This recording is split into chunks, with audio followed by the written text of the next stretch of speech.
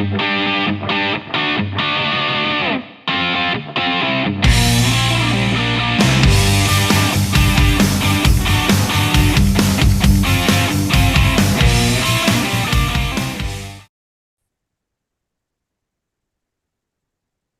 everybody, and welcome aboard. Now, one of the things we're going to talk about today, very quickly, it's going to be a short little piece, but it's an important piece about what we do as law enforcement. We have to be able to document the things that we do. We have to be able to write excellent reports, not just good reports, excellent reports. And I see in a lot of reports, when I became a supervisor, there was times you would read somebody's report and say, were you actually at this call? Were you actually here? Because the timelines are all messed up.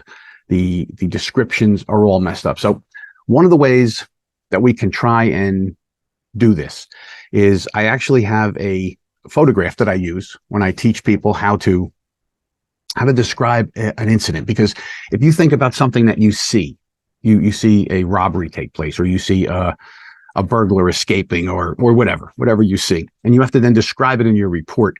And you want to describe it accurately, clearly, and make sure that all the important points are there. And sometimes what happens is we kind of get lost because there's so much material. And that's where it can become confusing in a report. So one of the things that we're going to do here is I'm going to try and share my screen with you here. And let's see if I can find everything here. Where is it? Is this my... Here we go. Let's see if we can share this. Okay, so let's go here to this picture. And I'm going to show you what we're looking at. All right, that's a little bit bigger. All right, so that photograph that you're looking at there's a lot going on in that picture. All right, so what we want to do is, the way we break this down is very simple. If you were to just look at that picture and I would tell you, describe what you see and write it down, you would say, I don't know, a man standing amongst a bunch of what appear to be marijuana plants, that kind of thing. But that's not enough detail for a serious report. Now, obviously, this picture goes back to a time when marijuana was illegal everywhere. So we're going to use it as an example because, first of all, I think it's a cool picture. But number two, it's a great way to illustrate what I'm talking about. All right, so we got to go back. Go back to the previous picture. I don't know why it moved on us, but there we go. Let's stay on the picture. Okay. All right, so here's what I want you to do. We're going to look at the person, the place, and the thing. That's how this goes. And if you describe it in that order, you will see. So I want you to take a look at this photograph. All right, we say, okay, there's a picture. And how do we break that down to person, place, and thing? Well, the first thing, no matter whether you're seeing something live and you have to describe it, or you have a photograph or something that you have to describe, if you break it down person, place, and thing, you won't miss anything. So when we look here, person, the first thing you want to do is describe the person, or if there's a couple people in there, describe each person you saw individually. So if you saw something take place live, a street robbery, and you see in your mind what everybody looked like and who was there, the first thing you'd want to do is to be able to pick one person and then describe that person completely from head to toe, everything. Age, height, weight, race, clothing, jewelry, actions, whatever. Well, everything about the person. Then you'd go to the place, right? You describe, where is this? So in our photograph here, this is inside of a grow room. This was a huge grow room that was uncovered in part of an investigation that we had done. And there's a lot of information in that picture, right?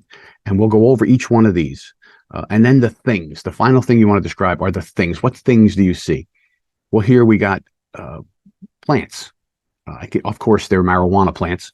But one of the things I also see people do is they describe things inappropriately. Like they say, marijuana plants. Well, first of all, unless you've sent them out for testing, you know for sure that's what it is. When you're writing your report, we want to remember to use the word appears. We have a man standing amongst a bunch of plants that appear to be marijuana plants. Same thing with blood. When you come across somebody or some person or something, you say, the person was covered in blood. Well, the first thing they're going to ask you on the stand is, are you a phlebotomist? How do you know it was blood? So you want to say it appeared to be blood. And then once you send it out for testing and it comes back from the lab, you'll get your report and it says positive for marijuana. You write a supplement. Came back from the lab, said it was the picture that I took or the thing that I saw that appeared to be marijuana is confirmed by the state police lab or whoever does your examination of evidence, and say this appears to be, well, it is marijuana. That appeared to be blood. It is blood, this type of blood or whatever. All right, so when we go through this, let's look at the person here. So first of all, we have a white male. Nice suntan, probably in the summertime. All right, you got a white male. Can you tell how tall he is? You can't really because he's crouching down, right? But you can say he's a white male, blue eyes, thinning hairline.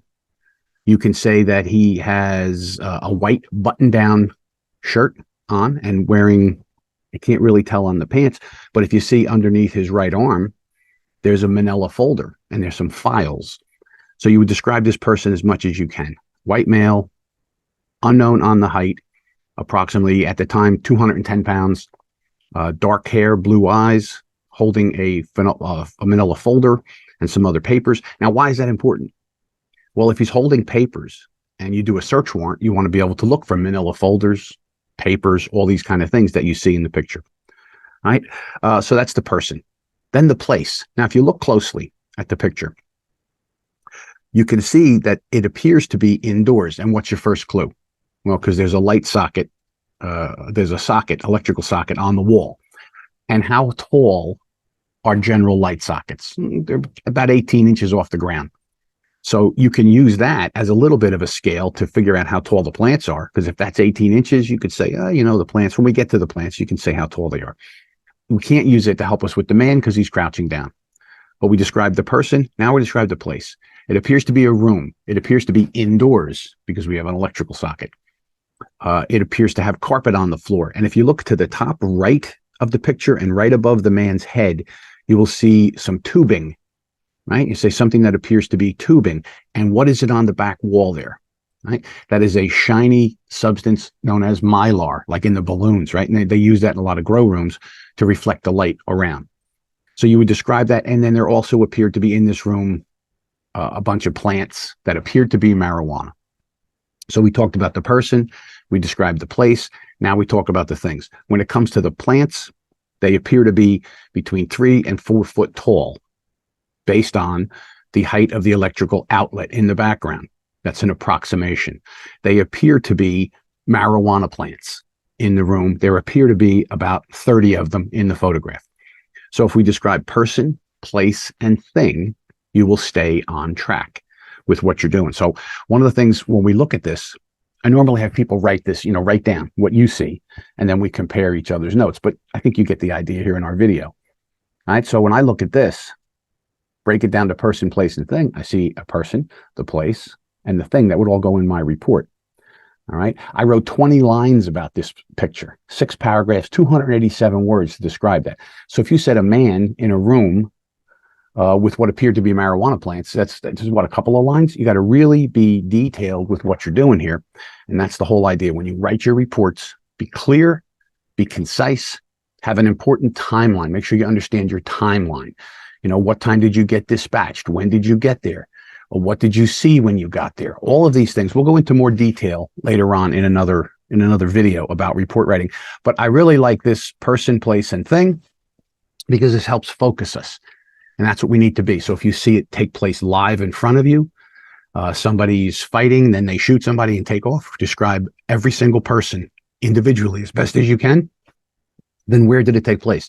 In the gas station parking lot, in front of the laundromat, whatever it is, describe it as detailed as you can. And then the thing, what did you see? There was a gun dropped on the thing. There was shell casings. There was, appeared to be blood on the ground, whatever it is. Person, place, and thing. So our videos here are brought to us by our sponsors. We can't ever forget them because they make this possible for us to come here. So Medical Essential Diagnostics. They are a group out of New Jersey that helps every public employee, especially first responders. You can go to them and get screened. They have 5 offices in New Jersey. You can get health screened all at one time. It takes a couple of hours, and you find out if there's anything wrong so that you can live a long, healthy life, get it taken care of. So that's medicalessentialdiagnostics.com. And then my publisher, the publisher who publishes all of my books. That's the Blue 360 Media Group. All right, so I'm going to stop sharing and come back to here. So you can see above me over here, the blue360media.com is where you can find all things for writing and all the things that we need to have out there. All right. So thanks for being here, and we'll see you down the road. Be careful. Do your job. Do it well.